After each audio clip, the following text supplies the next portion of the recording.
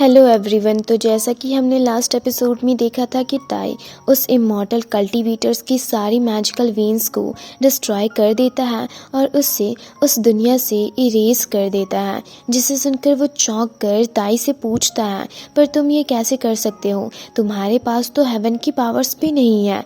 जिसे सुनकर ताई सोचते हुए कहता है, हेवन की पावर्स? अब आगे हम देखते हैं कि वो इमॉर्टल कल्टीवेटर खुद को देख अब भी काफ़ी ज़्यादा हैरान होता है और कहता है, नहीं, ये नहीं हो सकता, तुम ऐसा कैसे कर सकते हो? जिसे देख ताई लिटिल बैट के साथ नीचे आता है। तो वहीं जियांशु उस इमॉर्टल कल्टीवेटर को देख कहती है, क्या ये पेड़ में बदल जाएगा? वहीं दूसरी तरफ हम देखते हैं वो इमॉर्टल कल्टीवेटर एक पेड़ में बदलने लगता है और खुद को देख कहता है, नहीं, मुझे वापस जाना होगा। अगर मैं मर गया तो वो भी मर जाएगा। जिसे सुनकर लुओशियान उससे पूछता है, कौन मर जाएगा? तो वो इमॉर्टल कल्टीवेटर अजीब अजीब सी बातें करने लगता है और कहता है, ये स्काई, ये हेवन वे। जिसे सुनकर डोंगमी उससे पूछता है, क्या हेवन वे से तुम्हारा कोई लेना देना है? तो ताई उस इमॉर्टल कल्टीवेटर से कहता है, क्या तुम जिस हेवन वे की बातें कर रहे हो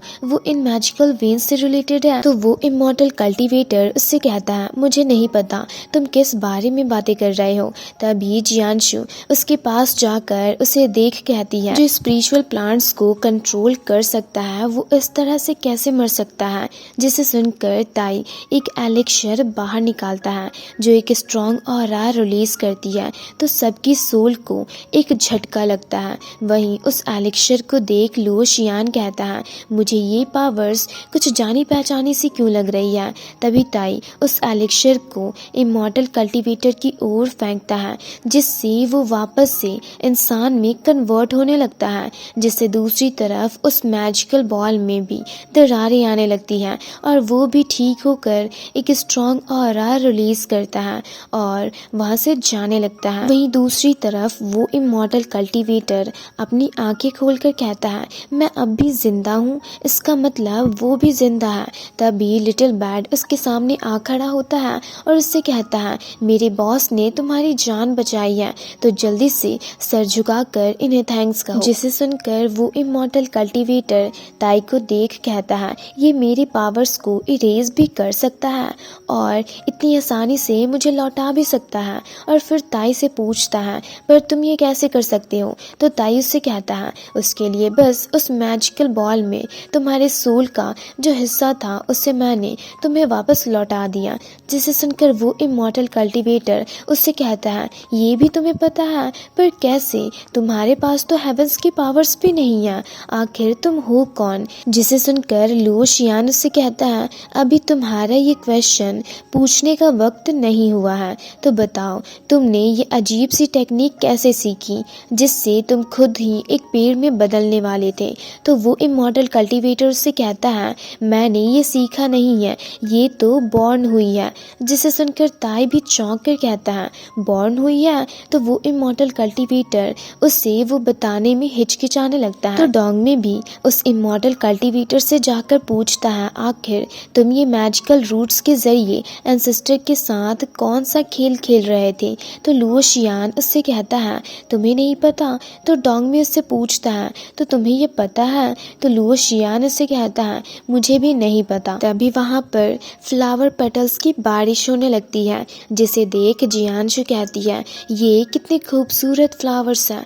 तभी वो इमॉर्टल कल्टीवेटर चौंक कर कहता है, वो आ रहा है। तभी वो मैजिकल बॉल काफ़ी तेज़ी से ताई की ओर आ ही रहा होता है, जिससे ताई रोक देता है। तो एक बहुत ही स्ट्रॉन्ग ऑरा रिलीज होती है। फिर नेक्स्ट सीन में हम हेल्डाओ सेक्ट के ब्लड पॉन्ड में एक कुआंग यिन नाम के बंदे को बाथ लेते हुए देखते हैं, जहाँ वो मिंग नाम की बच्ची से कहता है, मुझे तुम्हारा टॉय मिल गया है। तो वो कहती है, क्या सच में? और काफ़ी खुश होकर कहती है, ठीक है, तो मैं रेडी हो जाती हूँ उसके साथ खेलने के लिए।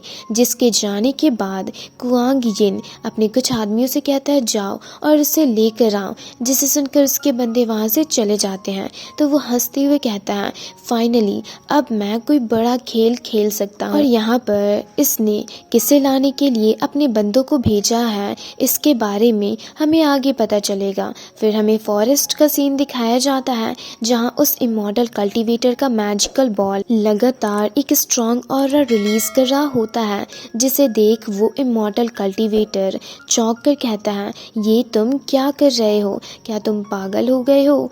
वो सब तुम्हें ढूंढ लेंगे, इधर मेरे पास आओ। और ये कहकर वो अपने मैजिकल रूट से उसे पकड़ने लगता है, पर वो मैजिकल बॉल उसके मैजिकल रूट्स को डिस्ट्रॉय करके एक स्ट्रॉन्ग ऑरा रिलीज करता है, जिससे वो इमॉर्टल कल्टीवेटर पीछे की ओर चला जाता है और वो मैजिकल बॉल उससे कुछ कहता है तो वो इमॉर्टल कल्टीवेटर चौंक कर ताई को देख कहता है, तुम्हारा मतलब ये? तभी उसका मैजिकल बॉल अपना साइज छोटा कर लेता है और ताई के आगे जा खड़ा होता है, जिसे देख लिटिल बैट उसके पीछे जाता है तो वो उसे अपने पीछे भगाने लगता है, जिसे देख जियांशु काफी खुश होकर कहती है, लगता है ये मैजिकल बॉल एंसेस्टर को पसंद करता है। जिसे सुनकर वो लिटिल बैट कहता है, एक मैजिकल बॉल बॉस को पसंद करती है, पर मुझे नहीं लगता ये बॉस को पसंद आएगा। तभी वो मैजिकल बॉल ताई से कुछ कहता है, जिसे सुनकर ताई कहता है,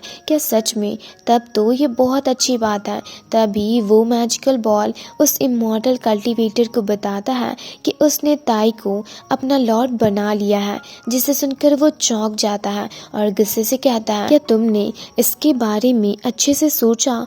क्योंकि तुम बस एक ही बार अपने लॉर्ड को चूज कर सकते हो। और इसी तरह वो ताई की तारीफ करने लगता है और ऐसा करते हुए वो काफ़ी ज़्यादा कंफ्यूज्ड हो जाता है और उसे समझ भी नहीं आ रहा होता कि आखिर वो बोल क्या रहा है। तभी वो मैजिकल बॉल उससे कुछ कहता है, जिसे सुनकर वो इमॉर्टल कल्टीवेटर कहता है, रुको, मैंने अब तक किसी को अपना मास्टर चूज नहीं किया है। पर वो उसकी एक नहीं सुनता और उस पर बहुत ही स्ट्रॉन्ग प्रेशर डालकर उसे घुटनों के बल बैठा देता है। और उस मैजिकल बॉल की हरकतों से ऐसा लग रहा होता है जैसे वो अपने साथ साथ उस इमॉर्टल कल्टीवेटर को भी ताई को अपना मास्टर बनाने को कह रहा होता है, जिसे सुनकर लिटिल बैट उनसे कहता है, इसका मतलब तुमने बॉस को अपना मास्टर बना लिया है। तभी ताई उस इमॉर्टल कल्टीवेटर को देख कहता है, एक सोल दो बॉडीज, पर फिर भी दोनों की कंसिस्टेंस अलग अलग, और जो इंसान एक्शन ले रहा है उसकी स्ट्रेंथ तो सच में काफ़ी अच्छी है। तभी वो मैजिकल बॉल उस इमॉर्टल कल्टीवेटर पर प्रेशर डालना बंद कर देता है, जिसके बाद वो इमॉर्टल कल्टीवेटर ताई को बताता है कि एक्चुअल में मैं बस तियान डाओ का क्लोन हूँ। और उससे आगे वो कुछ कहता तभी ताई को किसी के आने की आवाज़ सुनाई देती है, तो वो उन्हें बाहर आने को कहता है, जिसे सुनकर कुछ बंदे एक पावरफुल ऑरा रिलीज करते हुए बाहर आते हैं। और ये लोग और कोई नहीं बल्कि कुआंग यिन के ही बंदे होते हैं। और यहाँ हमें ये भी पता चल जाता है कि कुआंग यिन ने इन्हीं लोगों को पकड़ कर लाने के लिए उन्हें भेजा है। वहीं उन लोगों को देख वो इमॉर्टल कल्टीवेटर डरते हुए पीछे की ओर जाते हुए कहता है, इन्होंने हमें ढूंढ ही लिया। तभी उन बंदों पर लुओ शियान काफ़ी पावरफुली अटैक करता है, पर फिर भी उसके अटैक से उन्हें कुछ भी नहीं होता। ये देख लुओ शियान कहता है, ये तो काफ़ी इंटरेस्टिंग है।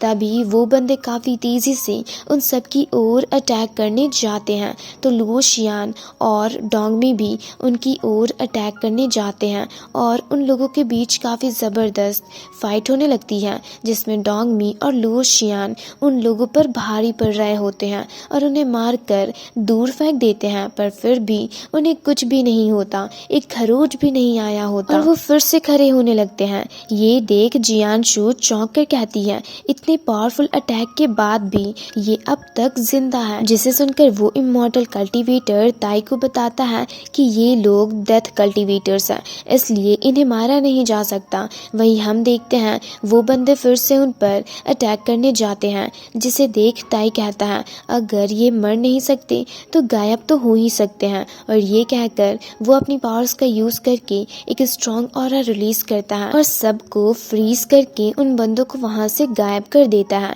जिसके बाद सब अनफ्रीज हो जाते हैं। तो ईशु ताई से पूछती है, आखिर वो लोग थे कौन? मैंने तो उन्हें यहाँ पर कभी नहीं देखा। जिसे सुनकर ताई उनके बारे में उस इमॉर्टल कल्टीवेटर को बताने को कहता है, तो वो उसे बताता है कि वो लोग हेल डाओ कॉन्टिनेंट के फर्स्ट ऑर्डर सेक्ट के डेड एशासियन लैंड थे जो कि खून के प्यासे होते हैं, जिससे मुझे डर है अब 4th लेवल लैंड भी खतरे में है। और इसी के साथ ये एपिसोड यहीं पर ख़त्म होता है। तो अगर आप लोगों को ये वीडियो अच्छी लगी तो वीडियो को लाइक और चैनल को सब्सक्राइब कर दें।